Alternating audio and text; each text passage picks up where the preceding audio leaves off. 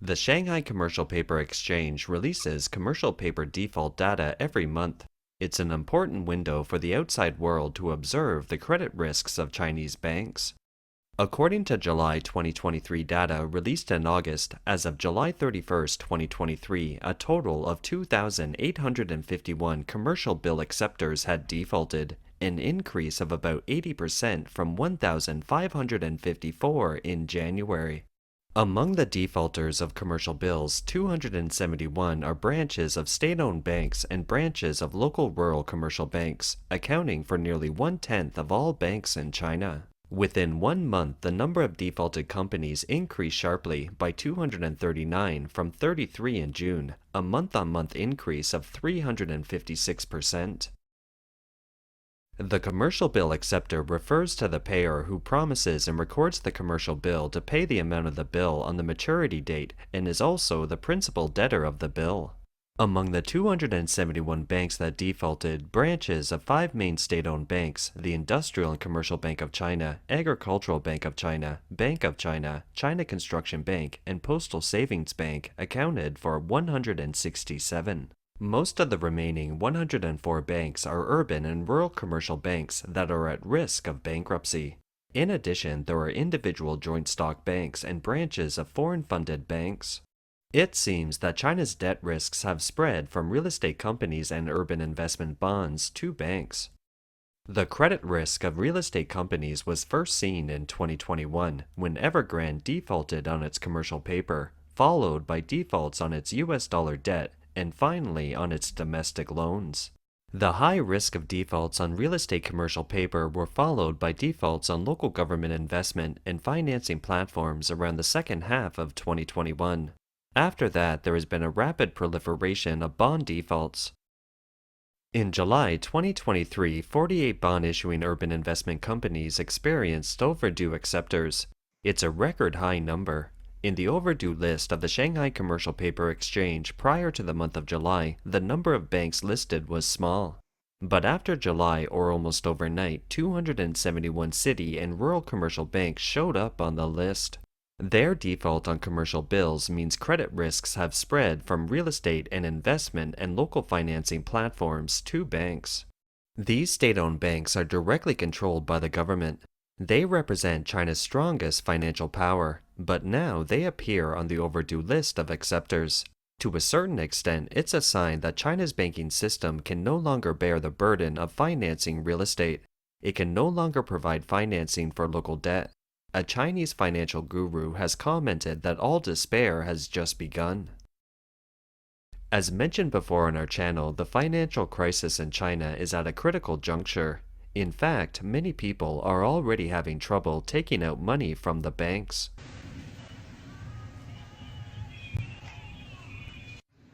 打电话他没接，我本来想问一下他有没有去银行。昨天遇到一件奇怪的事。 Yesterday, I came across a strange thing. My husband said that when he transferred money to his card, it wouldn't go through. He called the customer service and was told the account might have been locked. He was upset that he couldn't move his own money. The customer service said it might be because the account hadn't been used for too long. If that's the case, how come I can transfer money in but not out? They charge a monthly fee just the same, but won't allow me to use it. According to the bank, if you have a deposit card, you need to use it more often so you won't get locked up. The bank said that I could only withdraw RMB 3,000 per day according to the flow of my account. So even if I have RMB 100,000 on my card, I can only withdraw that amount per day despite an emergency. What if I need to see a doctor? Isn't that not letting me live? 哎呀，我发现现在某个银行真的很奇葩。 I find that banks are strange nowadays. When you go to deposit money, 100,000, 80,000, hundreds of thousands, millions of yuan, you don't need to review, stamp, or make an appointment. You just make a deposit.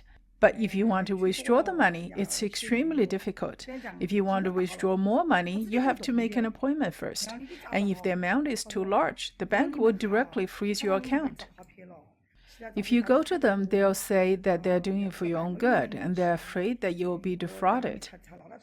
They said that there have been a lot of fraudsters nowadays and that you need to wait for at least half a month as a cooling off period before you could unfreeze your money and get it out of your account.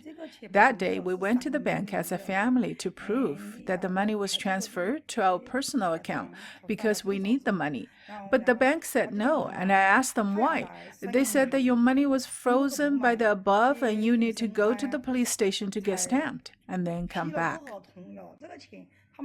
They need to go to the many departments at the provincial level of the bank to review and get approval. After the approval, the bank will then release the money to you. Now, your card can only make deposits but not payments. I told them I needed the money for an emergency. What should I do? What if the money is to save lives? The bank said it was the procedure and many departments had to scrutinize and approve the transaction. I find it ridiculous that it's easy for me to deposit money but so difficult to withdraw my own money. I can't withdraw the money and I must go through the approval of your bank before I can transfer the money. The amount of money that can be transferred cannot exceed 5,000 yuan per day after the card is frozen, and the amount of payment and consumption cannot exceed 2,000 yuan per day. I said I would like to cancel this card and get a new one. But the bank said, no, you can't. You must wait at least half a year to get a new card after this one is canceled. Don't you find this ridiculous? I'm speechless. There's nowhere you can go and find justice. 我都不晓得拿啥子话去说了，我都找不到哪儿去评级了。 Since September 2022, banks in mainland China have lowered their benchmark interest rates 5 times in a row. So far in 2023, following the rate cut in June, rates were cut again on August 15th. It's the largest cut since 2020, mainly targeting term deposits and large certificates of deposit. As of September 1st, 2023, another 18 banks, including commercial banks, lowered their quoted interest rates on deposits again. These sharp cuts show that Beijing has to repeatedly lower interest rates to reduce the cost of financing, and the interest rate cuts have had little effect on stimulating consumer spending. On the other hand, it signals that many Chinese have given up all kinds of investments and consumptions, putting their money into savings. But now, putting money in the bank is risky too.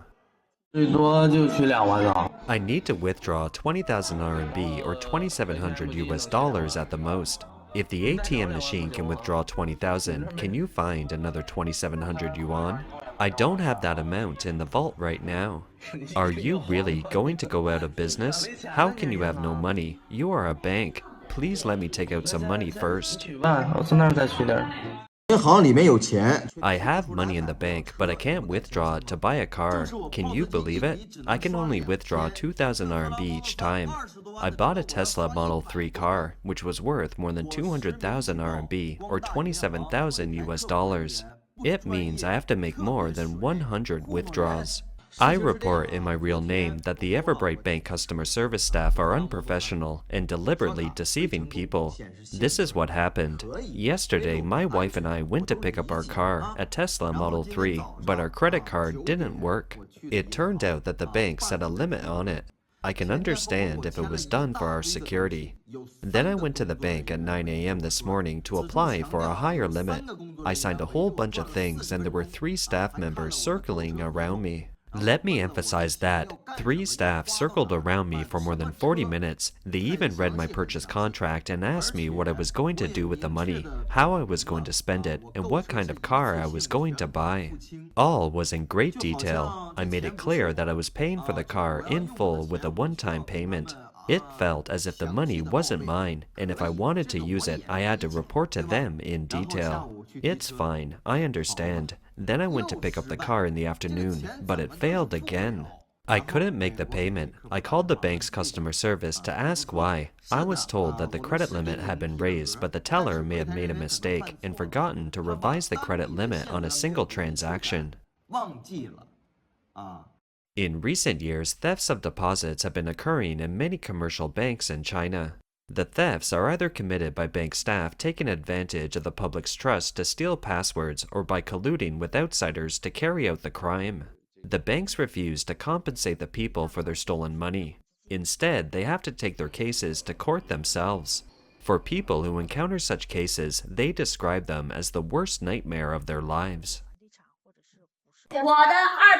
My 2.05 million RMB, or US $280,000, was secretly stolen by an account manager of the bank.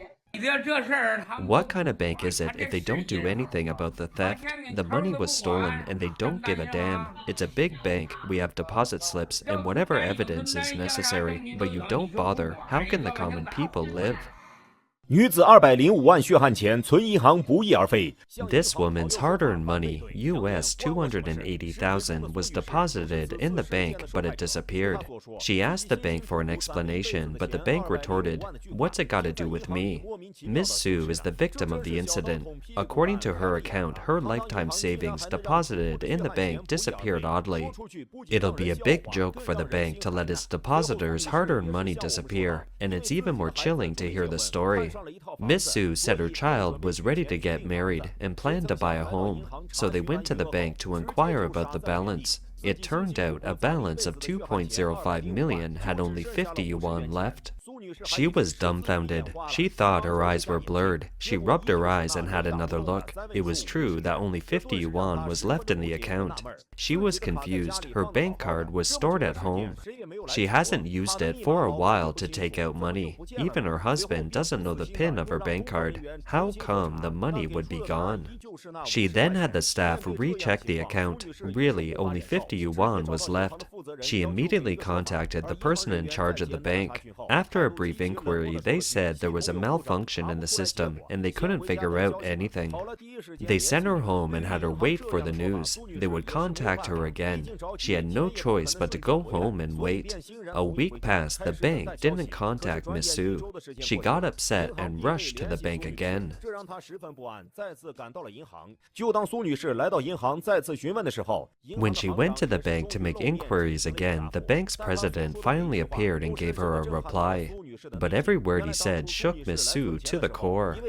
It turned out that when she first came to the bank to make the deposit, a bank manager, upon hearing that it was a huge sum of more than US $280,000, immediately offered her full VIP service in person. In the eyes of the average person, banks are naturally reliable and safe. Surely Miss Su was very trusting. The manager took advantage of her trust. He used some tricks during the process to cheat her out of the password she set up at the beginning. Later, using his work authority, he transferred the money to himself. The president of the bank finally said that the manager was currently missing. The police were notified and he was waiting for them to address the matter. He also said that the whole thing was the manager's personal behavior, and the bank has no direct connection to it. It is obviously unrealistic and impossible to ask the bank to compensate for this sum of money. Hearing that, Miss Su almost lost her will to live. 听到这的苏女士真是想死的心都有了。 我刚刚从银行回来，然后现在跟大家说个事情。 I just came back from the bank. Let me tell you something. It's a reminder for everyone, don't get cheated. I was almost cheated today. I went to the bank today to apply for a bank card. The staff first let me wait in line for half an hour, and when it was my turn, the machine handling my case broke down, so I had to change to another machine. At this time, a staff came to inquire about what kind of business I needed to do, and I said that I needed to apply for a bank card. This staff member looked very kind and patient. She said she could help me with the application and asked me to go to the window on the left. She told me to sign, which I thought was a normal procedure. She gave me a sheet of paper and asked me to fill in the ID number and my name, and then sign at the bottom. At that time, I already had the pen in my hand. You would not have guessed that when I looked at the sheet before signing, it said application for personal financial products, and the staff member even claimed that it was my application for a bank card, and I couldn't just sign it. I didn't think so. How does applying for a bank card have anything to do with personal financial products? I have never applied for any financial products. She then said that it was fine. If you didn't want to apply for them, forget it. I told her that this was fraudulent behavior. If it were a person who was illiterate, an elderly person or someone who didn't read the document and they came to your bank to deposit money, you would have taken someone else's money and turned it into your own money. The staff member's face turned dark after hearing this. What I want to say is that many banks are now using this kind of tactics, so make sure you don't get fooled. 如果说这条视频对你有所帮助的话，转发给你的亲朋好友，让更多的人不再上当受骗。 Why did the bank's wealth management products freak out this woman? In the past 2 years, China's real estate giants such as Evergrande Group, Country Garden, and even the state-owned real estate company Sino-Ocean Group have all defaulted on their financial obligations. At the same time, the Zhongrong International Trust, a subsidiary of China's largest asset management company, Zhongze Enterprises Group, has been rumored to have ceased to redeem their financial products. Many local banks also went bankrupt, and the hard-earned money the people had saved for a lifetime was wiped out overnight. People around the country protested in the streets to defend their rights, only to be suppressed by the police.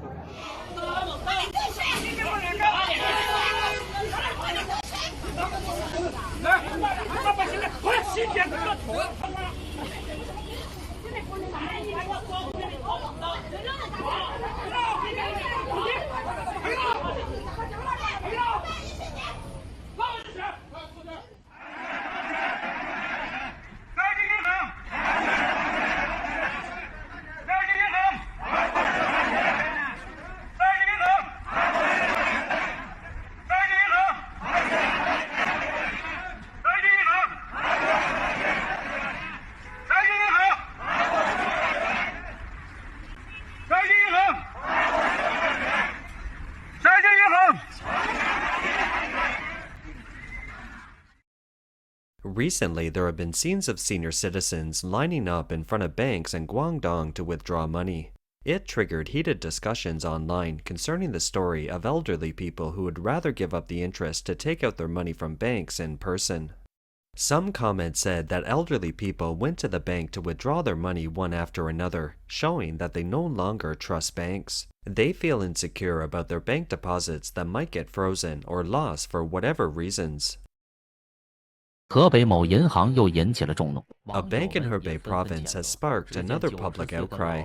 A 90-year-old woman who had been scrounging for scrap all her life saved 590,000 RMB, or $80,000. When she tried to withdraw the money, the bank refused and told her that unless she could prove that the money was hers, it would go to the state. Ms. Tian almost lost her mind upon hearing that. She doesn't steal or rob, but has been scrounging for scraps with her husband all her life. Why should the saved money go to the state? She took out her ID card and the proof that she had prepared in advance. However, after checking them, the bank staff said impatiently that even though her identity was confirmed, they couldn't prove that the money belonged to her. The elderly woman didn't know what to say. Her only son died in a car accident, and her husband passed away because he couldn't bear the blow. Who could she turn to for proof? She had no choice but to take the bank to court. The bank didn't care. It stated in court that it was for the safety of everyone's account and argued that although Mrs. Tian had the bank book and the password, the account holder was her husband. The old man died and the money naturally became an inheritance. So, according to the bank's rules, non-heirs wouldn't be able to access the money. The elderly lady, Mrs. Tian, was furious upon hearing such an argument. Her husband passed away unexpectedly and she was in her old age and didn't know anything about such rules. She only knows that her husband's money is hers too. She doesn't understand what an inheritance is. She doesn't understand it at all. So in the face of such a senior citizen, will the bank be able to accommodate her? Under the red regime, when banks are keen on manipulating their depositors' money, Chinese people should indeed be extra vigilant and be prepared for it. Recently, some Chinese financial experts have warned on social media platforms not to deposit more than 500,000 yuan or $68,000 in a single bank. If one has a lot of cash, it's better to spread it among different banks. If you have 500,000 RMB on hand, you should deposit it in several different banks. It'll help keep your money as safe as possible.